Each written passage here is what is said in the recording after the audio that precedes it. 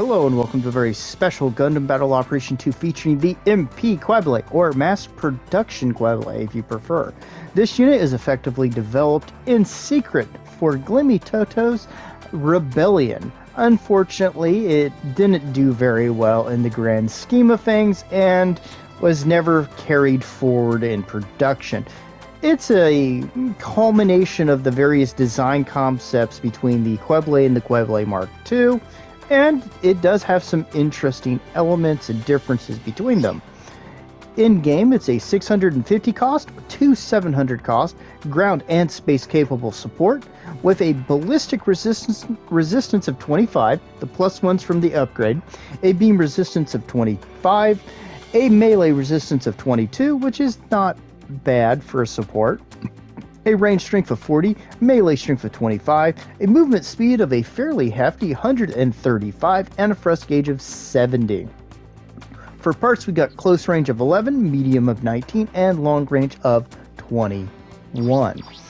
For its main payload, it has the Mass Production Qubeley beam gun.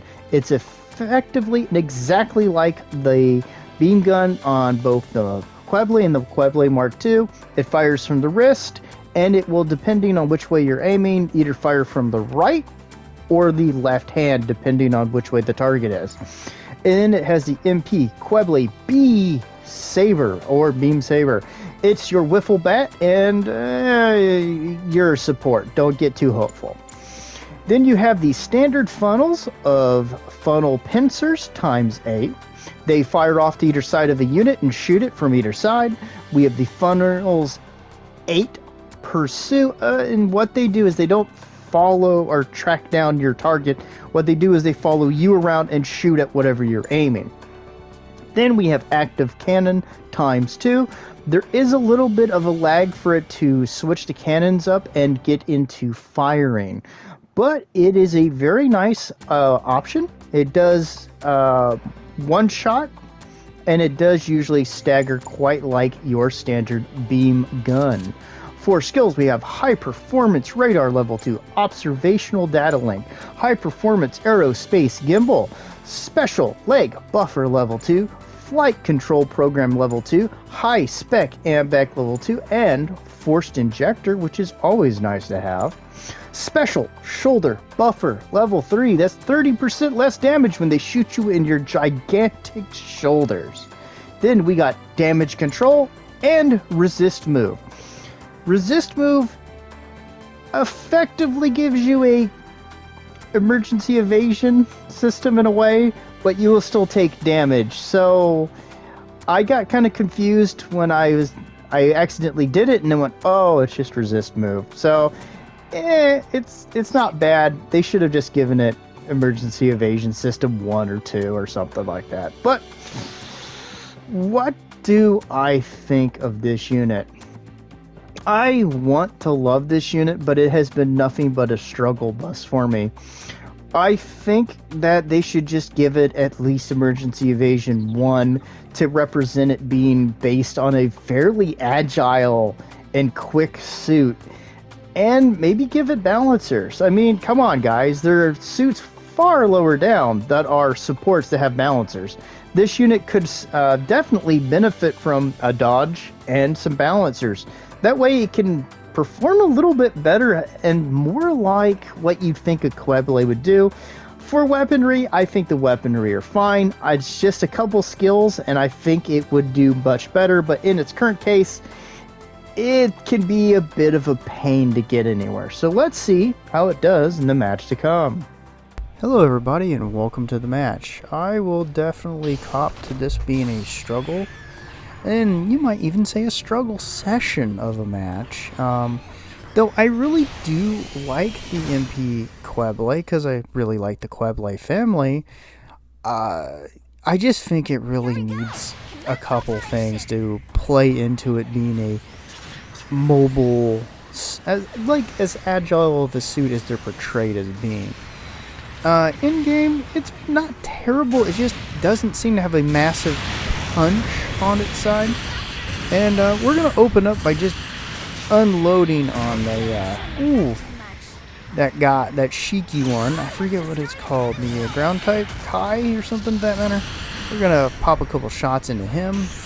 Now we took a big shot from the side, but we're gonna maneuver over here, get a lock, drop that lock on him, and then back off because he wants to use that beam cannon to do unsavory things to us. We're gonna try to come around, but number 1 is going to take him out. Now we see that number 2's finished his target as well. So we're going to stop and wait for a second while he secures D and gets those good lad points. And what I'm going to do is I'm just going to switch to the cannons, which are shoulder mounted. And I'm going to wait for a second. I see him taking off, so yeah, I'm a support. I'm going to follow. Fortunately, this one does have some decent speed on it to get around. He's going to grab B now, as I'm going to push out to try to help 1 and 5. And we're going to come around here with the shoulder cannons equipped. Fire, miss, and then take another shot. Now, I see the guy in the background, and I didn't really think about it, but he's going to get us with another shot. Didn't do as much damage as he should. We're going to lock on to our Regalgoog friend and fire some funnels into him.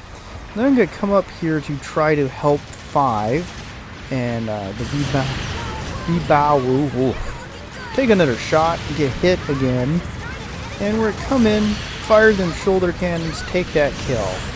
Now, we're fairly low on health. I see the raid gun came up here. We're going to try to push him off a little bit. He's going to leave. He's a little gunshot shy considering he was fighting 2 fairly wounded supports, but hey, you know, don't look a gift horse in the mouth. So we're going to pursue using our funnels and a little bit of our beam gun to slow him down. I'm trying desperately not to shoot into my guys, but considering the side, the beam gun shot from the left, and I can't shoot from my own guy. So we're going to help finish him off, keep in with the group because, well, I'm a support. I don't want to die like that. And we're going to use the funnels to continue harassing their support over there, but we're going to take another big shot. We're going to try to bail out with that resist move, but it does nothing, and we die. There's our first death. So we're going to spawn in at D. And we're going to push back over. Our dudes have pushed them back towards their base. I don't tend to like squash matches, but hey, you know, you take what you can get after a few hours of trying to get matches to run. So we're going to be using a couple of our weapons. We're trying to preempt some shots, but also not, you know, hit our own guys. Using those funnels to get some shots in there, but you don't want to rely on them too much with this unit.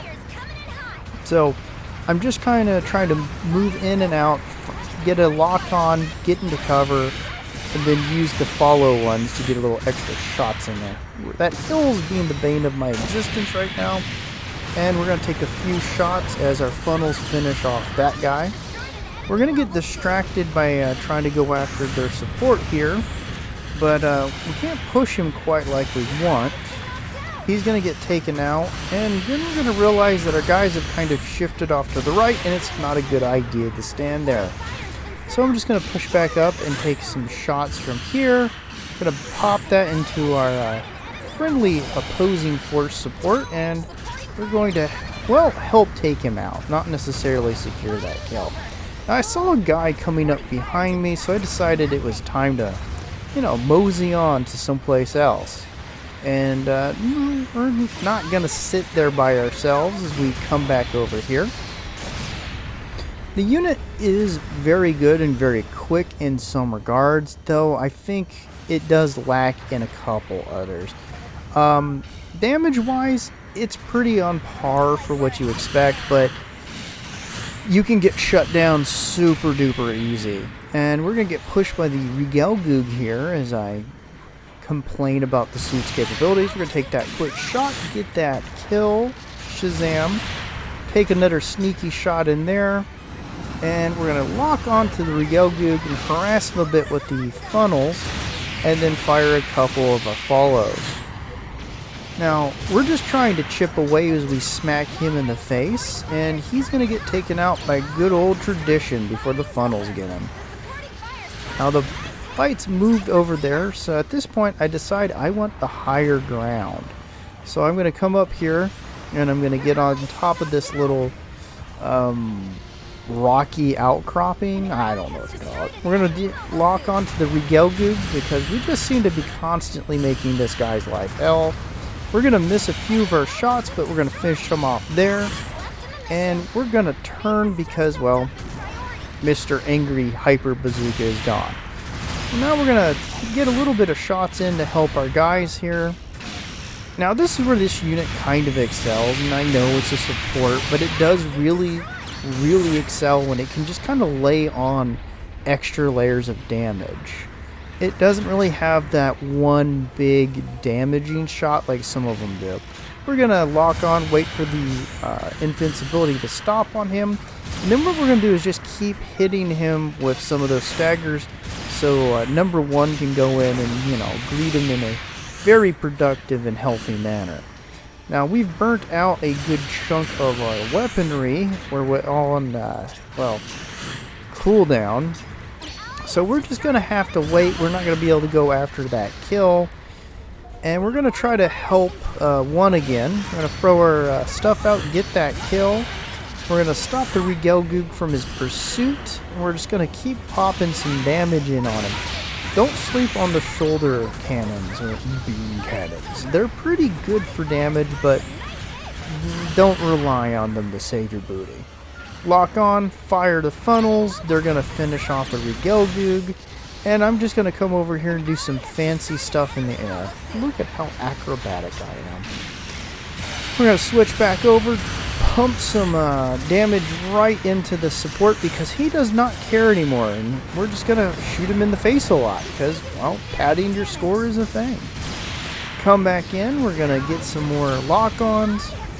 Now, I don't like to destroy teams like this, but this does at least show what this unit can do well and what kind of environment it excels in. Usually with an aggressive team that's keeping the enemy team at bay for you. So, let's see how we did.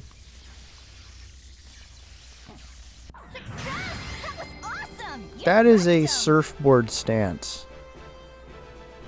So we got one board position and third place. Thanks for joining me. Bye-bye.